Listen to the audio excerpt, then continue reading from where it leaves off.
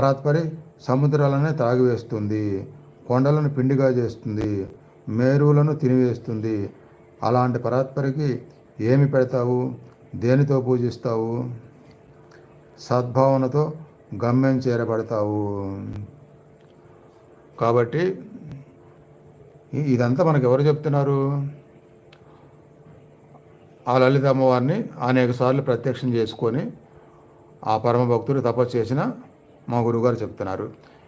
అంటే ఏంటి, ఇప్పుడు కొందరు అమ్మవారికి ఈరోజు ఈ వారం ఈ పండుగ ఈ నైవేద్యం చేస్తే మీకు ఏది కోరుకుంటే అది వస్తుంది అని కూడా చాలామంది చెప్తున్నారు కదా.